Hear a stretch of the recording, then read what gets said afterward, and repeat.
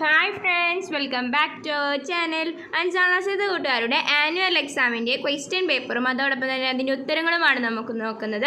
അപ്പോൾ നമുക്ക് exam basic science ആയിരുന്നു. അപ്പോൾ എല്ലാവരും നന്നായി പരീക്ഷ എഴുതി എന്ന് വിചാരിക്കുന്നു. അപ്പോൾ നമുക്ക് അതിൻ്റെ ചോദ്യങ്ങളും അതുപോലെ തന്നെ ഉത്തരങ്ങളും ഒന്ന് നോക്കാം. അപ്പോൾ കൂട്ടുകാർ എഴുതിയതൊക്കെ ശരിയാണോ എന്നൊക്കെ നമുക്ക് ഇതിലൂടെ നോക്കാൻ കഴിയും. Annual exam evaluation 2024-25. അപ്പോൾ ഈ വർഷം നടന്നിട്ടുള്ള എക്സാമിൻ്റെ ക്വസ്റ്റ്യൻ പേപ്പറാണ്. അപ്പോൾ ഇൻസ്ട്രക്ഷൻസ് ഉണ്ടായിരുന്നു, അതായത് 15 മിനിറ്റ് നന്നായി ചോദ്യങ്ങൾ വായിച്ച് മനസ്സിലാക്കാനുള്ള കൂൾ ഓഫ് ടൈമാണ്. അതുപോലെ തന്നെ 7 പ്രവർത്തനമാണ് മൊത്തമുള്ളത്. അതിൽ 5 പ്രവർത്തനം മാത്രം എഴുതിയാൽ മതി. അതായത് നിങ്ങൾക്ക് ഏറ്റവും അറിയാവുന്ന 5 എണ്ണത്തിന് ഉത്തരം എഴുതിയാൽ മതി. അപ്പോൾ ആക്ടിവിറ്റി 1 എന്ന് പറയുന്നത് mammals are the animals which give birth to young ones and feed them. അതായത് മാമൽസ് എന്ന് പറയുന്നത് അവരെ പ്രസവിക്കുകയും അതുപോലെ തന്നെ അവർക്ക് ഭക്ഷണം ഫീഡ് ചെയ്യുകയും ചെയ്യുന്നവരെ എനിമൽസിനാണ് മാമൽസ് എന്ന് പറയുന്നത്. Which among them following is not a feature of mammals. അതായത് മാമൽസിൻ്റെ പ്രത്യേകതയിൽ പെടാത്തത് ഇതിൽ ഏതാണെന്നാണ് ചോദിച്ചിട്ടുള്ളത്. അപ്പോൾ they lay eggs, they have pin on their ears, their body covered with a hair or fur, feed milk to their young ones. അപ്പോൾ ഇതിൽ പെടാത്തത് ഏതാണ്? ഇതിൽ എഗ്സ് എന്നുള്ളതാണ്. അതായത് അവർ മുട്ടകൾ തരുമെന്നുള്ളത് തെറ്റായിട്ടുള്ള സ്റ്റേറ്റ്മെൻറ്റ് ആണ്. അപ്പോൾ അതാണ് അതിൻ്റെ കറക്റ്റ് ആൻസർ എന്ന് പറയുന്നത്. Then B question, you might have heard about the amphibians. What are their features? One feature is given. അപ്പോൾ live in land and water. ഇനി അതുപോലെ തന്നെയുള്ള ഫീച്ചർ ഏതാണ്? സ്മൂത്ത് സ്കിന്നായിരിക്കും. അതുപോലെ തന്നെ ബോഡി ടെമ്പറേച്ചർ റെഗുലേറ്റ് ചെയ്യാൻ സഹായിക്കും. Then C question, tadpole is formed by the hatching of eggs of frog. Name this phenomenon. Write the name of the organism which show this phenomenon other than frog. അപ്പോൾ frog അല്ലാണ്ട് മറ്റുള്ളതിൻ്റെ മറ്റുള്ളൊരു ഓർഗാനിസത്തിൻ്റെ name എഴുതാനാണ്. അപ്പോൾ മെറ്റാമോർഫിസ് എന്നാണ് ഈ പ്രോസസ്സിൻ്റെ പേരെന്ന് പറയുന്നത്. അപ്പോൾ അതിൻ്റെ എക്സാമ്പിൾ എന്ന് പറയുന്നത് ഏതാണ്? ബട്ടർഫ്ലൈ ഒക്കെയാണ് അതിൻ്റെ എക്സാമ്പിൾ. ദെൻ ആക്ടിവിറ്റി 2 ആണ്. Which of the following is a primary reason for the decrease in the number of extension of reptiles choose it from. അതായത് ഏതൊക്കെയാണ്? ഇതിലേതാണ് എന്താ പറയുന്നത്? Following is a primary reason ആണ് ചോദിച്ചിട്ടുള്ളത്. ഏതാണ്? Destruction of ecosystem, low breeding and non availability of food eaten by the animals. ഏതാണ്? Destruction of ecosystem ആണ്.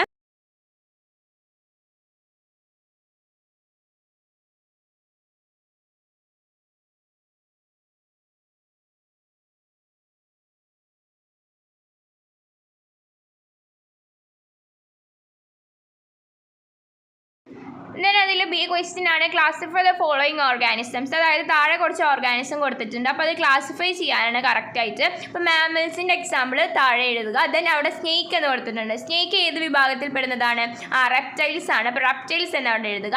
അപ്പോൾ നമുക്ക് എങ്ങനെ എഴുതാം? മാമൽസിൻ്റെ എക്സാമ്പിൾ ആയിട്ട് നമുക്ക് എഴുതാം റാബിറ്റ്, കൗ എന്നത്. ദെൻ റെപ്റ്റൈൽസ് എന്ന് ഏടെ അവിടെ എഴുതിയതിന് ശേഷം സ്നേക്ക് എന്നവിടെ കൊടുത്തിട്ടുണ്ട്. അതിന് ശേഷം ഒരു എക്സാമ്പിൾ ഏതാണ്? ഹൗസ് ലിസാർഡ് എന്ന് നമുക്ക് എഴുതാം.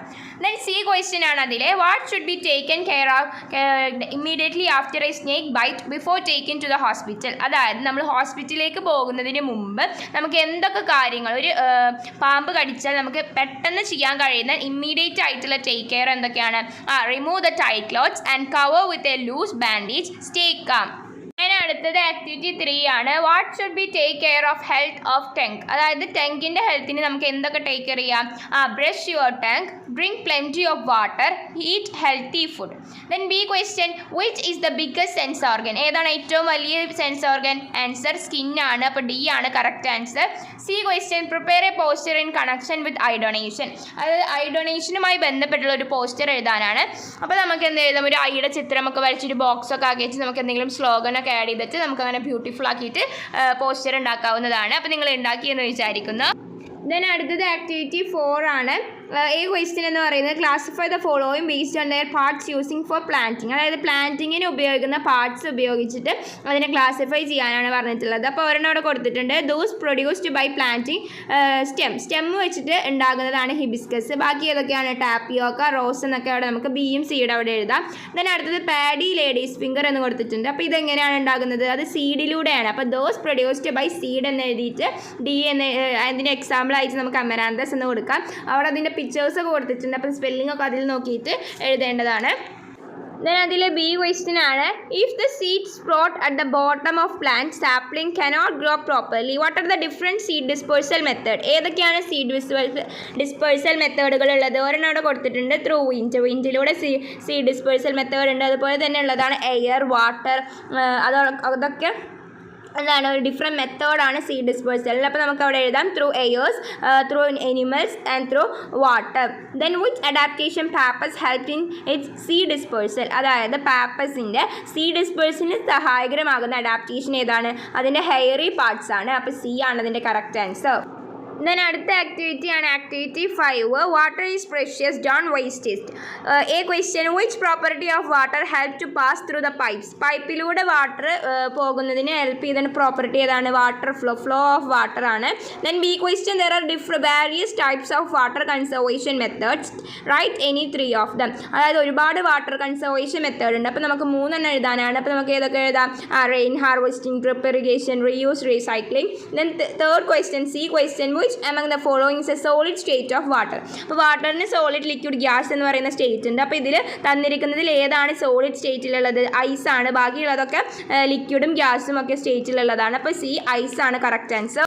ദെൻ അടുത്ത ആക്ടിവിറ്റി 6 ആണ്. A question you might have done an experiment in your class to prove that air is necessary for burning. അതായത് എന്താണ്? കത്താൻ വായു ആവശ്യമാണെന്ന് പറയുന്ന എക്സ്പെരിമെൻറ്റ് നിങ്ങൾ ക്ലാസ്സുകളിൽ ചെയ്തിട്ടുണ്ടാകും. അപ്പോൾ അതിന് വേണ്ടിയിട്ട് what are the other materials needed other than match box. അതായത് തീപ്പെട്ടി മാച്ച് ബോക്സ് ഒഴികെ ബാക്കി എന്തെല്ലാം വസ്തുക്കളാണ് ആ എക്സ്പെരിമെൻറ്റ് ചെയ്യാൻ ആവശ്യമായത്? ഏതൊക്കെയാണ്? ക്യാൻഡിൽ, അതുപോലെ തന്നെ ഗ്ലാസ് എന്നിവയൊക്കെയാണ് വേണ്ടത്. Then B question, write a note on experiments that prove air is needed for burning. അതായത് എയർ കത്താൻ വായു ആവശ്യമാണെന്ന് തെളിയിക്കുന്ന ഒരു എക്സ്പെരിമെൻറ്റ് പരീക്ഷണക്കുറിപ്പ് എഴുതാനാണ്. അപ്പോൾ പരീക്ഷണം എഴുതുമ്പോൾ aim, materials required, procedure, observation എന്നിവയൊക്കെയാണ് എഴുതേണ്ടത്. അപ്പോൾ എയിം എന്ന് പറയുന്നത് to prove air is necessary for burning, materials required candle, glass, and procedure take 2 candles of the same size, light both the candles, cover one of them with a glass, observe the both candles. Observation that the candle flame is put out when it is covered with a glass. Inference, air is necessary for burning for all substances. When the candle light is covered with a glass, the air present is completely exhausted, hence the candle flame is put out. Then C question ആണ് which among the following is not a renewable energy. അതായത് renewable energy ഇതിൽ കൊടുത്തിട്ടുള്ളത് ഏതൊക്കെയാണ്? പെട്രോളും കോളുമാണ്. മറ്റുള്ള വിൻഡും solar എനർജിയും റിന്യൂവബിൾ എനർജിയാണ്. നോൺ റിന്യൂവബിൾ എനർജി സോഴ്സസ് പെട്രോളും കോളുമാണ്. അപ്പോൾ ഇങ്ങനെയാണ് ഈ ആക്ടിവിറ്റി കംപ്ലീറ്റ് ചെയ്യേണ്ടത്. ദെൻ ലാസ്റ്റ് ആക്ടിവിറ്റി നോക്കാം. ആക്ടിവിറ്റി 7 ആണ്. അപ്പോൾ last activity 7. A question artificial satellites are the manmade machines. അതായത് മാൻമെയ്ഡ് മെഷീനാണ് എന്തെന്ന് പറയുന്നത്? ആർട്ടിഫിഷ്യൽ സാറ്റലൈറ്റ് എന്ന് പറയുന്നത്. Write any 2 services that do to us. അതായത് ആർട്ടിഫിഷ്യൽ സാറ്റലൈറ്റിൻ്റെ യൂസസ് എഴുതാനാണ്. ഒരെണ്ണം കൊടുത്തിട്ടുണ്ട് വെതർ ഫോർകാസ്റ്റ്. അങ്ങനെ എന്തൊക്കെ എഴുതാം? Tele communication, scientific research, navigation എന്നൊക്കെ എഴുതാം. അപ്പോൾ ഏതെങ്കിലും 2 എണ്ണം എഴുതാം. ദെൻ മാച്ച് ദ ഫോളോയിങ് ആണ്. അതായത് എയും ബിയും കൊടുത്തിട്ടുണ്ട്. അത് കറക്റ്റായി മാച്ച് ചെയ്യാനാണ്. അപ്പോൾ സൺ എന്ന് പറയുന്നത് എന്താണ്? സെൽഫ് ഫ്ലോയിങ് ആണ്. അപ്പോൾ ഇതിന് നേരെ വരക്കുക. ദെൻ ആർട്ടിഫിഷ്യൽ സാറ്റലൈറ്റ് എന്ന് പറയുന്നത് വെതർ ഫോർകാസ്റ്റ് ആണ്. അതിൻ്റെ ആൻസർ ആ ക്വസ്റ്റ്യനിൽ തന്നെ കൊടുത്തിട്ടുണ്ട്. അതായത് മുമ്പത്തെ ക്വസ്റ്റ്യൻ എന്ന് വായിച്ച് നമുക്ക് മനസ്സിലാകും ആർട്ടിഫിഷ്യൽ സാറ്റലൈറ്റ് വെതർ ഫോർകാസ്റ്റ്. അപ്പോൾ അത് കൃത്യമായിട്ട് 1 മാർക്ക് ക്വസ്റ്റ്യൻ പേപ്പറിൽ നിന്ന് തന്നെ നമുക്ക് കിട്ടുന്നുണ്ട്.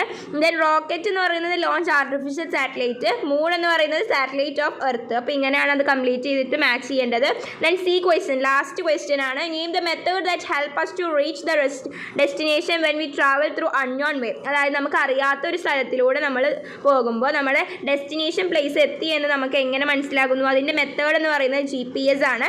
ഗ്ലോബൽ പൊസിഷനിങ് സിസ്റ്റം എന്നൊക്കെയാണ് അതിൻ്റെ ഫുൾ ഫോം. ഓക്കെ, അപ്പോൾ ഇത്രയും ആക്ടിവിറ്റീസ് ആയിരുന്നു ഇന്ന് നടന്നിട്ടുണ്ടായിരുന്ന ബേസിക് സയൻസിൻ്റെ എക്സാമിന് ഉണ്ടായിരുന്നത്. അപ്പോൾ എല്ലാവരും നന്നായി എഴുതി എന്ന് വിചാരിക്കുന്നു. ഈ വീഡിയോ നിങ്ങൾക്ക് യൂസ്ഫുൾ ആയെന്ന് വിചാരിക്കുന്നു. Thanks for watching.